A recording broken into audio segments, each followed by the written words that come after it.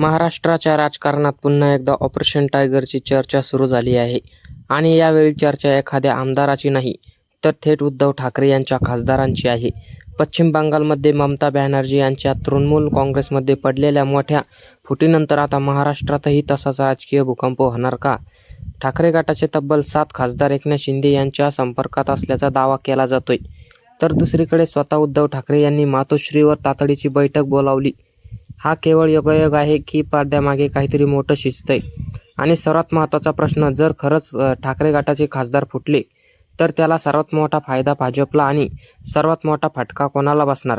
सगळं काही जाणून घेऊया या आजच्या व्हिडिओमधून. चॅनलवर नवीन असाल तर चॅनलला नक्की सबस्क्राईब करा. देशाच्या राजकारणात 2 घटनांची जोरदार चर्चा सुरू आहे. पहिली घटना म्हणजे पश्चिम बंगालमध्ये तृणमूल काँग्रेसमध्ये झालेली मोठी फूट.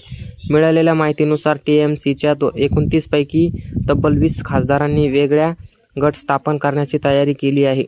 यामध्ये पक्षाचे महत्त्वाचे चेहरे आणि अभिषेक बॅनर्जी यांच्या जवळचे मानले जाणारे काही खासदारही असल्याचं सांगितलं जाते. या खासदारांनी NDAला पाठिंबा देण्याची भूमिका घेतल्याची चर्चा सुरू आहे. जर हे घडत असलं तरी लोकसभेतील भाजप आणि NDAचं संख्याबळ आणखी मजबूत होणार आहे.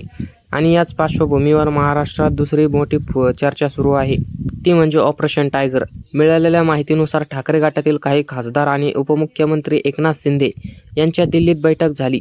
विशेष म्हणजे ही बैठक एका केंद्रीय मंत्र्यांच्या निवासस्थानी झाल्याचं सांगितलं जातंय.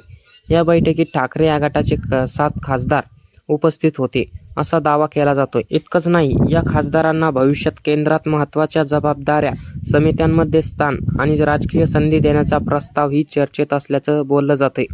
जरी या दाव्यांची अधिकृत पुष्टी झालेली नसली तरी राजकीय वर्तुळात या चर्चांनी मोठं वातावरण निर्माण केलंय. या चर्चांना आणखी बळ मिळालंय ते शिवसेना शिंदे गटाचे नेते भरत गोगावले यांच्या वक्तव्यामुळे.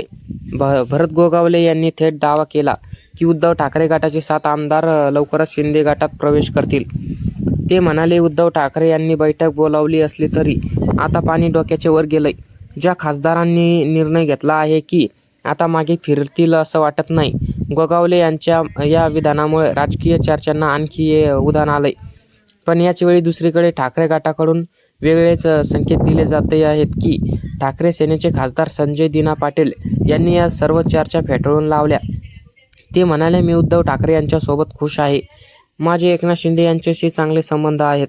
म्हणजे मी त्यांच्या पक्षात जाणार असा अर्थ होत नाही. मला कोणताही प्रस्ताव आलेला नाही. मात्र त्याच वेळी त्यांनी पक्षात काही नाराजी असल्याचे मान्य केले. यामुळे चर्चांना पूर्णविराम मिळण्याऐवजी आणखी प्रश्न निर्माण झाले. दरम्यान ठाकरे गटाचे विधान परिषदेतील विरोधी पक्षनेते अंबादास दानवे यांनी देखील एक महत्त्वाचं विधान केलं. ते म्हणाले, आमचे काही खासदार शिंदे गटाच्या संपर्कात आहे. आता हे विधान विरोधकांनी केलं असलं तरी वेळोवेळी गोष्ट होती, पण स्वतः ठाकरे गटातील मोठ्या नेत्यांनी अशी कबुली दिल्यामुळे या चर्चांना अधिक गांभीर्याने पाहिलं जातंय. याच पार्श्वभूमीवर उद्धव ठाकरे यांनी 14 जून रोजी मातोश्रीवर खासदारांची बैठक बोलावली आहे. ही बैठक केवळ नियमित बैठक आहे की ऑपरेशन टायगर रोखण्यासाठीची रणनीती? हा प्रश्न आता सर्वांनाच पडलाय. कारण जर सर्व काही सुरळीत असतं तर अचानक अशी बैठक बोलावण्याची गरज का पडली?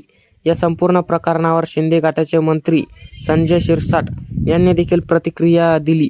शिरसाट म्हणाले की ही बैठक म्हणजे उशिरा सुचलेले शहाणपण आहे. लोक आता स्वतःहून पक्ष सोडत आहेत, असा टोला त्यांनी उद्धव ठाकरे यांना लावलेला आहे. आता या संपूर्ण घडामोडींकडे मोठ्या क्षेत्रातून पाहिलं तर काही महत्त्वाचे प्रश्न उभे राहतात. पहिला प्रश्न, लोकसभा निवडणुकीनंतर ठाकरे गटातील काही खासदार नाराज आहेत का? दुसरा प्रश्न, दिल्लीतील बैठका आणि संपर्क मोहिमा खरोखर सुरू आहेत का? आणि तिसरा आणि सर्वात महत्त्वाचा प्रश्न, जर खरंच 7 खासदार आमदार फुटले तर महाराष्ट्राच्या राजकारणावर त्याचा काय परिणाम होईल? कारण ठाकरे गटासाठी हा केवळ संख्येचा प्रश्न नाही, हा अस्तित्वाचा प्रश्न आहे. 2022 आमदार गेले, त्यानंतर प्रश्नचिन्ह गेलं आणि आता जर खासदारांमध्येही फूट पडली तर त्यांचा थेट परिणाम उद्धव ठाकरे यांच्या राष्ट्रीय राजकारणातील वजनावर होऊ शकतो. सध्या तरी सर्व काही दावे प्रतिदावे राजकीय चर्चेतील पातळीवर आहेत. मात्र एका गोष्ट निश्चित आहे, मातोश्रीवरील ही बैठक आता अत्यंत महत्त्वाची ठरणार आहे. कारण या बैठकीनंतर ऑपरेशन टायगर फक्त अफवा राहणार की महाराष्ट्राच्या राजकारणातील पुढचा मोठा भूकंप ठरणार. याचं उत्तर पुढील काही दिवसातच मिळणार आहे. तोपर्यंत राजकारणात काही अशक्य नसतं आणि महाराष्ट्राच्या राजकारणात तर अजिबातच नाही. व्हिडिओ तुम्हाला कसा वाटला कमेंट करून नक्की सांगा आणि व्हिडिओ आवडला असेल तर जास्तीत जास्त शेअर करा आणि असेच माहितीपूर्ण व्हिडिओ बघण्यासाठी आपल्या महाराष्ट्राची बातमी या यूट्यूब चॅनलला सबस्क्राईब नक्की करा. धन्यवाद.